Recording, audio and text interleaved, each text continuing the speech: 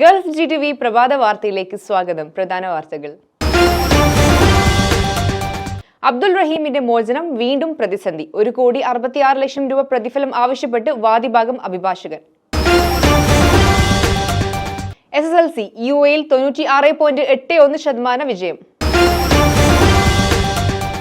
കേന്ദ്ര സർക്കാർ അടിയന്തരമായി ഇടപെടണം. പ്രവാസി ഇന്ത്യ. ലോകത്തിലെ സമ്പന്ന രാജ്യങ്ങളുടെ പട്ടികയിൽ ആദ്യ 10-ൽ ഇടം പിടിച്ച് ഖത്തറും UAEയും. UAEയിൽ മണൽക്കാറ്റ് മുന്നറിയിപ്പ് നൽകി കാലാവസ്ഥാ വകുപ്പ്. മഴയ്ക്ക് സാധ്യത. വാർത്തകൾ വിശദമായി. അബ്ദുൾ റഹീമിന്റെ മോചനവുമായി ബന്ധപ്പെട്ട് 7.5 ലക്ഷം റിയാൽ, അതായത് 1,66,00,000 ഇന്ത്യൻ രൂപ ഉടൻ നൽകണമെന്ന് വാദിഭാഗം അഭിഭാഷകൻ. അബ്ദുൾ റഹീമിന്റെ മോചനത്തിനായുള്ള ദയാധനമായ 34 കോടി രൂപ സൗദി അറേബ്യയിലെ അക്കൗണ്ടിലേക്ക് മാറ്റാനുള്ള ശ്രമങ്ങൾ പുരോഗമിക്കുകയാണ്. ഇതിനിടയിലാണ് പുതിയ പ്രതിസന്ധി. പ്രതിഫലം കൈമാറ്റിയാലേ കോടതിയിലെ തുടർ നടപടികൾ ഊർജിതമാക്കാനാകൂ എന്നാണ് റിയാദിലെ നിയമസഹായ സമിതി പറയുന്നത്. ദയാധനമായ 15 മില്യൺ റിയാലിന്റെ 5% പ്രതിഫലമായി ആവശ്യപ്പെടുന്നത്. 1,66,00,000-ലേറെ രൂപ അഭിഭാഷകൻ ഉടൻ കൈമാറേണ്ടി വരും. ഈ തുക ലഭിക്കാതെ മറ്റു നടപടിക്രമങ്ങളിലേക്ക് കടക്കാനാകില്ലെന്ന് അഭിഭാഷകൻ അറിയിച്ചതാണ് മോചനം വൈകുമെന്ന ആശങ്കയ്ക്ക് ഇടവരുത്തുന്നത്. SSLC പരീക്ഷയിൽ ഗൾഫ് മേഖലയിലെ വിദ്യാർത്ഥികൾക്കും മികച്ച വിജയം. UAEയിലെ 7 സ്കൂളുകളിലാണ് ഗൾഫ് മേഖലയിലെ വിദ്യാർത്ഥികൾ SSLC പരീക്ഷ എഴുതിയത്. ആകെ 533 പേർ പരീക്ഷ എഴുതിയതിൽ 516 പേർ തുടർ പഠനത്തിന് അർഹരായി. പരീക്ഷ എഴുതിയ 251 ആൺകുട്ടികൾ 242 പേരും 282 പെൺകുട്ടികൾ 274 പേരുമാണ് തുടർ പഠനത്തിന് അർഹരായത്. 80 പേർക്ക് മുഴുവൻ വിഷയങ്ങളിലും A+ നേടി. ഇവരിൽ 23 പേർ ആൺകുട്ടികളും 57 പേർ പെൺകുട്ടികളുമാണ്. 3 സ്കൂളുകളിൽ 100% വിജയം നേടിയിട്ടുണ്ട്.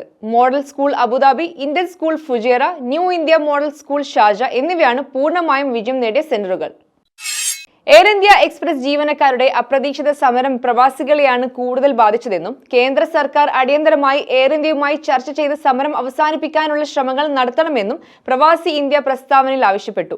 വിഷയത്തിൽ ഗൗരവം മനസ്സിലാക്കി കേരള സർക്കാർ സമരം അവസാനിപ്പിക്കുന്നതിന് വേണ്ടി കേന്ദ്ര സർക്കാരിൽ സമ്മർദ്ദം ചെലുത്തണം. വിമാന സർവീസുകൾ റദ്ദാക്കുമ്പോൾ യാത്രക്കാരെ മുൻകൂട്ടി അറിയിക്കുകയും ആവശ്യമായ സംവിധാനങ്ങൾ ഉറപ്പുവരുത്തുകയും ചെയ്യുക തുടങ്ങിയ നടപടികൾ കൂടി സ്വീകരിക്കണമെന്നും പ്രവാസി ഇന്ത്യ ആവശ്യപ്പെട്ടു.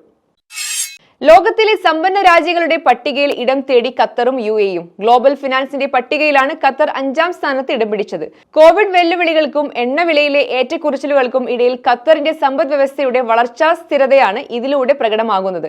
ഗൾഫ് രാജ്യങ്ങളിൽ ഖത്തറിന് പുറമെ UAEയും ആദ്യ 10-ൽ ഇടം നേടിയിട്ടുണ്ട്. UAEയിൽ മണൽക്കാറ്റ് മുന്നറിയിപ്പ് നൽകി കാലാവസ്ഥാ നിരീക്ഷണ കേന്ദ്രം. ഇന്നു മുതൽ 3 ദിവസത്തേക്ക് മണൽക്കാറ്റ് ഉണ്ടാകുമെന്നാണ് കാലാവസ്ഥാ കേന്ദ്രം മുന്നറിയിപ്പ് നൽകുന്നത്. മണിക്കൂറിൽ 40 കിലോമീറ്റർ വേഗതയിലായിരിക്കും ഇന്നും നാളെയും മണൽക്കാറ്റ് വീശുക. വെള്ളിയാഴ്ചയോടെ കാറ്റിന്റെ വേഗത മണിക്കൂറിൽ 45 കിലോമീറ്ററായി വർദ്ധിക്കും.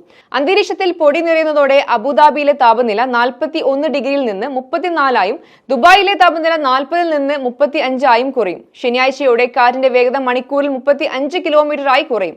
UAEയുടെ തെക്ക് പടിഞ്ഞാറ് കിഴക്ക് ഭാഗങ്ങളിലും അബുദാബിയിലെ ദ്വീപ് പ്രദേശങ്ങളിലും ഇന്ന് നേരിയ മഴയ്ക്ക് സാധ്യതയുണ്ട്. ഇതോടെ വാർത്തകൾ കഴിഞ്ഞു. നമസ്കാരം.